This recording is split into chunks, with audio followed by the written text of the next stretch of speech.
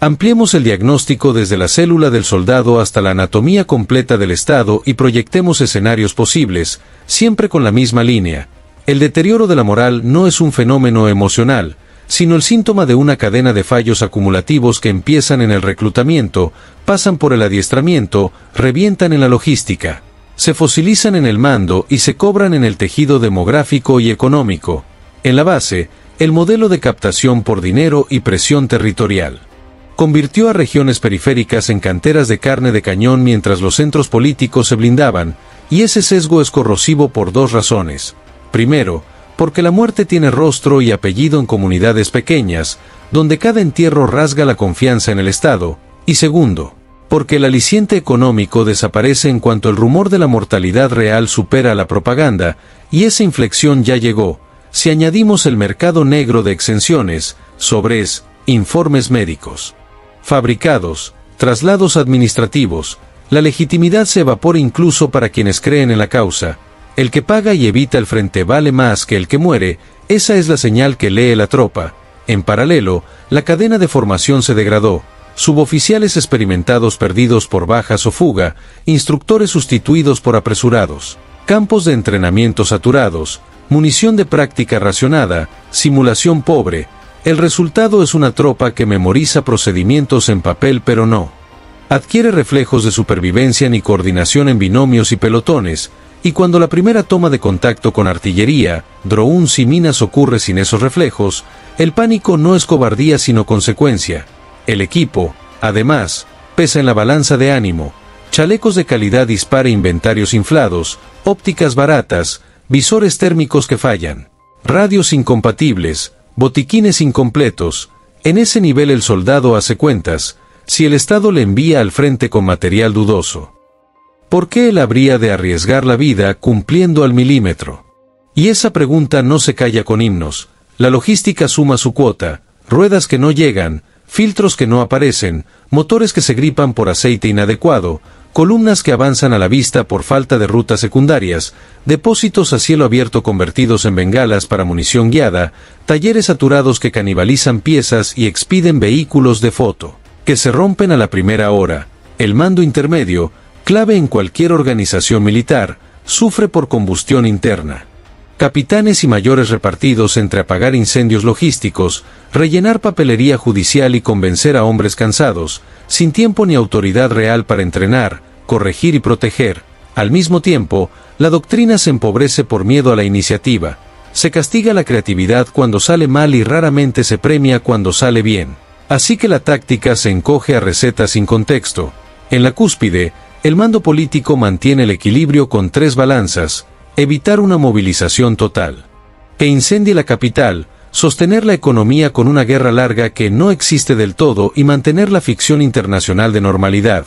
Las tres exigen negar realidades que el soldado sí vive, descanso que no llega, pagos que se retrasan, evacuaciones que fallan. Esa disonancia se traduce en dos conductas: deserción formal, la que termina en expediente, y deserción silenciosa, la que se manifiesta en órdenes ejecutadas a medias, patrullas que nunca encuentran el objetivo, retrasos administrativos que salvan la vida. El Estado endurece el Código Penal, tipifica la rendición, eleva sentencias, pero sin resolver el trípode básico: equipo que protege, mando que no miente, rotaciones que se cumplen. La amenaza legal solo añade cinismo. En el frente, la tecnología de baja cota. Y si de verdad queremos llevar este diagnóstico hasta sus últimas consecuencias, hay que seguir tirando del hilo allí donde más duele. Cuando el ritmo operativo se hace trizas y el adversario conserva la iniciativa decisoria, la curva de aprendizaje del atacante no solo se aplana, retrocede. Cada rotación improvisada sin traspaso de lecciones crea escuadras que rehacen errores ya pagados en sangre. Cada baja de un suboficial veterano borra meses de experiencia tácita. Cada solución de emergencia en logística, canibalizar, improvisar, aceptar piezas de menor especificación, convierte la siguiente ofensiva en una ruleta. En paralelo, el ecosistema de tecnología accesible, drones de observación a bajo coste, FPV configurables, municiones merodeadoras de procedencia mixta, kits de guerra electrónica de corto alcance, baja el umbral de entrada a la precisión. Ya no se trata de quien tiene el misil más caro, sino de quien integra más rápidos sensores, doctrina y fuego, eso premia. Al que observa, comparte, decide y remata en minutos, y castiga al que pretende mover batallones sin ojos, sin zapadores finos, sin maestría en el terreno. Cuando esa penalización se repite semanas, se rompe algo más que la moral. Se rompe la confianza recíproca entre mando y tropa, se rompe la creencia básica de que si cumplo el procedimiento, vivo. Y con esa creencia se cae la disciplina funcional que sostiene a un ejército en condiciones de estrés. A partir de ahí, el deterioro se vuelve sistémico. Surgen micro-reglas de supervivencia que contradicen la orden: esperar a que caiga la artillería amiga aunque el plan exija empujar, evitar cruzar tal vaguada al amanecer aunque el mapa lo pida, posponer un asalto nocturno hasta tener un dron propio arriba aunque la ventana se cierre. Cada micro-regla salva vidas a corto plazo, pero erosiona la capacidad de maniobra a medio plazo. El adversario, que se itera, captura esos patrones y los explota. Fija rutas de retirada con minas inteligentes, camufla señuelos térmicos para chupar munición, enciende y apaga nodos de interferencia en franjas horarias que rompen rutinas, entrena celulares locales para marcar blancos con latencias ínfimas. El resultado es una asimetría invisible en la que el que decide con datos y tiempo manda sobre el que decide con consignas y prisa. Ese dominio de ritmo no se arregla con más cantidad. Al principio, una masa mayor parece cubrir huecos, pero al tercer día la densidad se convierte en blanco, los corredores se saturan, las alcantarillas ceden, los puentes auxiliares se acumulan a la vista de sensores, los depósitos temporales arden y el ataque se queda sin pulmones. Cuando el esfuerzo no produce avance medible, el cerebro humano protege su propia homeostasis, arriesga menos, piensa en su familia, se aferra al procedimiento. Mínimo que le mantiene vivo, no es debilidad, es neuroeconomía pura funcionando en trincheras. Lejos del frente, la sociedad percibe el mismo fracaso del ritmo con otro vocabulario: salarios que no suben, inflación escondida en etiquetas y tasas, impuestos informales que se pagan para acelerar trámites o evitar inspecciones, recortes silenciosos en hospitales y escuelas, ayudas que tardan, servicios que se fatigan, médicos y maestros se van. Ingenieros cambian de país o de sector, proyectos se paran, la vida en los centros altos continúa, pero las periferias llenan cementerios. Esa asimetría alimenta resentimiento y autodefensa, sobornos, huidas, mentiras pequeñas para sobrevivir al día a día. El aparato represivo crece para sostener la fachada, pero también se cansa. Fiscales apilan causas, jueces dictan en cadena, policías y rosguardia hacen turnos que no se pagan puntuales. Cada rublo en control es un rublo menos en placas balísticas, en visores térmicos, en rehabilitación de heridos, y el coste de oportunidad pega en el frente con un mes de retraso. Suma y sigue. La contabilidad pública empieza a disfrazar déficits con fondos extrapresupuestarios, las regiones recurren a deuda cara, la inversión civil en infraestructura y vivienda se sacrifica en favor de gasto de defensa que no siempre se traduce en capacidad real, el crédito se encarece, el riesgo país sube. La innovación civil se seca porque el talento emigra o se aboca a usos militares de bajo retorno. Cuando el sistema no puede invertir, tampoco puede prometer futuro, y sin promesa los jóvenes se van. O se esconden. La factura demográfica ya no es amenaza, es presente. Cohortes de varones adelgazadas, fecundidad en descenso por inseguridad y pobreza, viudas jóvenes, huérfanos, veteranos con trauma. La productividad cae no solo por muertos, también por heridas invisibles: alcoholismo, depresión, ansiedad, violencia doméstica, delito, la sanidad pública, ya tensionada por desabasto de fármacos y material, no tiene músculo ni insumos para absorber una ola de amputaciones con prótesis modernas, ni para programas de salud mental masivos, ni para fisioterapia de larga duración. Quien promete apoyo al veterano sin presupuesto, sin cadena de suministro y sin formación de especialistas, solo siembra frustración que después regresará al frente. El soldado que ve a un amputado sin prótesis entiende el contrato real del Estado y actúa en consecuencia. En economía real, la militarización expulsa capital de sectores productivos, menos mantenimiento ferroviario, menos modernización de redes eléctricas, menos digitalización civil. El deterioro se manifiesta en accidentes, apagones, incendios industriales. Cada siniestro requiere más policías y más propaganda para controlar el relato, y otra vez la rueda. Más control, menos inversión útil. Políticamente, la fatiga social activa una estrategia de autoengaño colectivo. Todo va bien porque no se habla, pero el silencio no arregla motores. Cuando se rompen autobuses y trenes en provincias, cuando las escuelas fusionan cursos por falta de profesores, cuando los hospitales alargan listas, el problema llega a la mesa familiar. Esa disonancia se traslada al ejército, la pirámide de confianza colapsa, la tropa ya no cree que el mando la protegerá, el mando ya no cree que la tropa obedecerá con convicción, reacción natural, más mentira desde arriba, más castigo hacia abajo. Ese péndulo reduce la calidad de las decisiones tácticas. Se eligen planes que parecen seguros en un briefing porque encajan con el discurso, pero sobre el terreno exponen a hombres a artillería y a fuego de precisión. A la larga, el uniforme se divorcia del prestigio y del ascensor social. Se vuelve contrato incierto que compra tiempo a cambio de riesgo letal. Los jóvenes de regiones pobres empiezan a calcular con frialdad. Prima de firma frente a probabilidad de volver entero, salario frente a coste de oportunidad de emigrar. Cuando la fracción cae por debajo de cierto umbral, el reclutamiento deja de ser voluntario en términos reales y muta a coerción barnizada. La coerción, a diferencia del dinero, no fideliza. Solo aplaza el problema y empeora la moral. Los colchones ideológicos crujen. La retórica patriótica funciona si hay victorias o sacrificio repartido.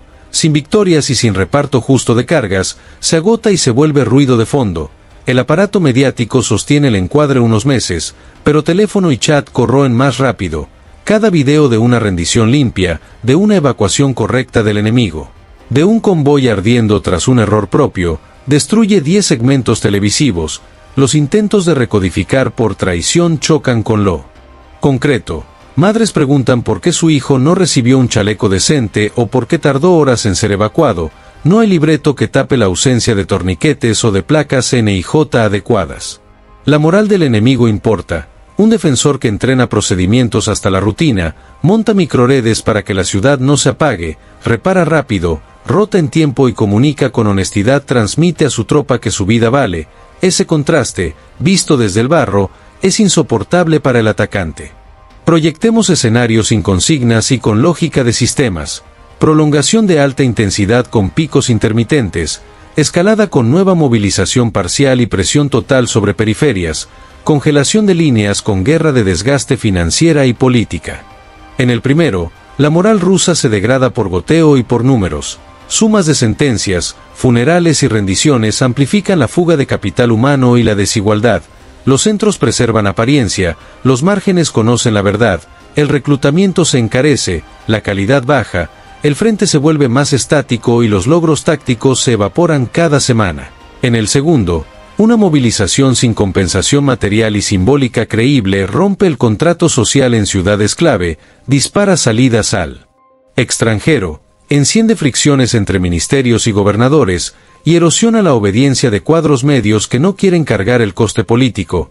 En el tercero, la congelación no cura, institucionaliza gasto militar alto con economía cansada, fija la desmoralización en unidades desplegadas, multiplica veteranos sin salida económica, agranda la brecha entre centro y periferia y mantiene abierta la ventana para golpes de precisión que recuerdan cada mes que la paz es una frase. En los tres, la variable decisiva baja a la vida cotidiana. ¿Llega el salario? ¿Hay calefacción? ¿Funciona la escuela? ¿Paga el hospital prótesis decentes? Si la respuesta falla en provincias que ya entregaron a sus hijos, ninguna consigna aguanta, y cuando la consigna cae, el Estado pierde el único adhesivo barato que le quedaba.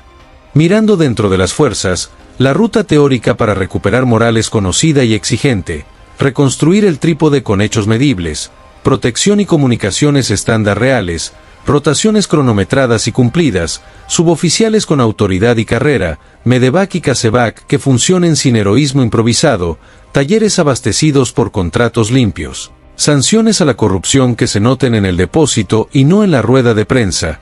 Además, doctrina que premie iniciativa y aprendizaje.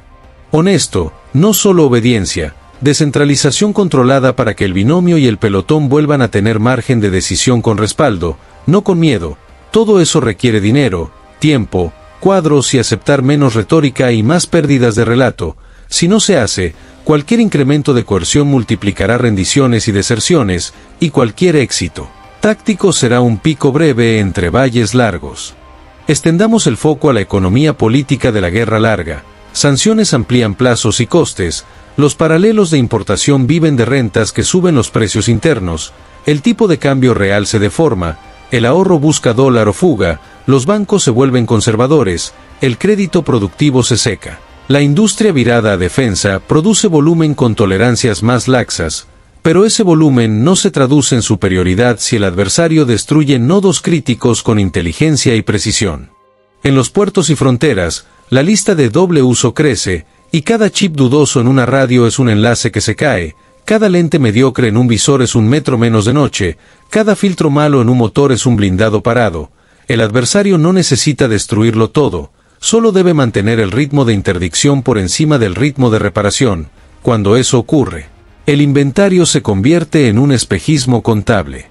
El sistema judicial militar, mientras tanto, cronifica la crisis, más casos, menos garantías, más sensación de injusticia entre los propios. La intención es disciplinar, el efecto es cinismo, la tropa entiende el mensaje, se castiga la duda, no se corrige la causa, responde con silencio activo, hacer lo justo para no ser castigado, que en combate es mortal. La capa social más costosa es la moral. Una generación aprende que obedecer no sirve si el mando no cuida. Ese aprendizaje contamina escuelas, fábricas, oficinas. El país se vuelve más cínico, menos cooperativo, más violento. Revertir esa deriva requiere décadas de consistencia, servicios que funcionen y mandos que digan la verdad difícil. Hoy no están esas condiciones. En la trinchera, la diferencia entre un pelotón que aguanta y otro que se rinde no es un discurso, son 4 hechos operativos: casco y chaleco que paran lo que deben, comida caliente y seca, radio que enlaza, evacuación rápida cuando alguien cae. Si el sistema no garantiza esos 4, el resto es teatro. Y si el teatro continúa mientras los cementerios crecen en Buriatia, Tuva, Altai, Daguestán y los oblasts pobres, la periferia no olvidará, tampoco lo hará la estadística, más causas por deserción, más videos de rendiciones, más obituarios con nombres y pueblos. Los intentos de compensar con incentivos, primas mayores, promesas de vivienda, se estrellan con la realidad de pagos que se retrasan, apartamentos que no llegan, burocracias que humillan. Prometer sin cumplir mata más moral que callar. ¿Hay salida? Sí, pero no épica, presupuestaria, organizativa, moral. Reordenar gasto a vida y no a aparato. Protección, sanidad, rehabilitación, escuelas, energía. Profesionalizar de verdad el cuerpo de suboficiales, devolver poder a quienes entrenan y cuidan, no a quienes firman y posan, limpiar logística con auditorías que toquen nombres y contratos, no notas de prensa, decir la verdad dura a familias y a tropas, aceptar límites operativos y ajustar objetivos a capacidades reales, diseñar rotaciones inviolables, blindadas políticamente. Todo esto exige asumir costos hoy para salvar futuro. Lo contrario, insistir en coerción, propaganda y más cantidad, prolongará la erosión hasta convertirla en desastre.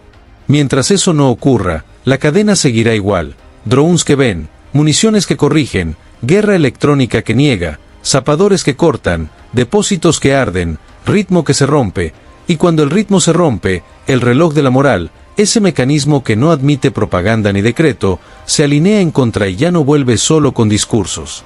Ese reloj mide expedientes, funerales, rendiciones y silencios, y cuando todos marcan la misma hora, cualquier victoria se licúa en la realidad de un país que sacrifica sus márgenes para preservar su centro, hasta descubrir, siempre tarde, que sin márgenes no hay centro y que el mapa, vaciado de jóvenes, escuelas y talleres, no sostiene poder alguno.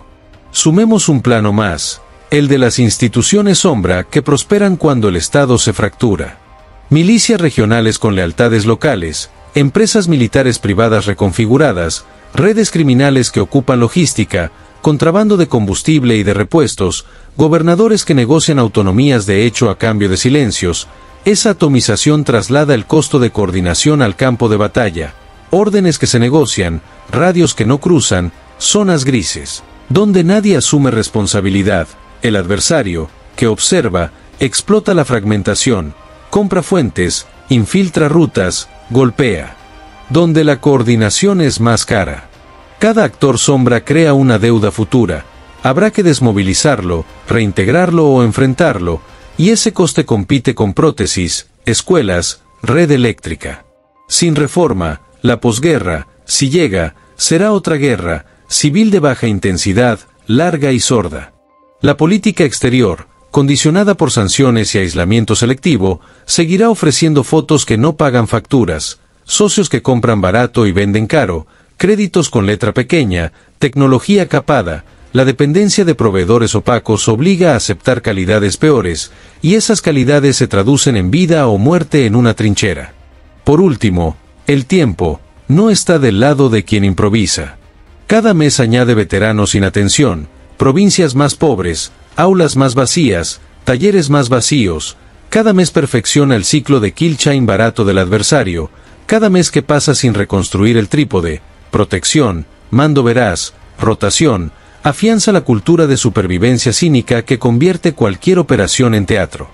El uniforme que fue escalera social es hoy contrato frágil con un Estado que compra riesgo a los pobres, calla cifras, castiga dudas y premia mentiras.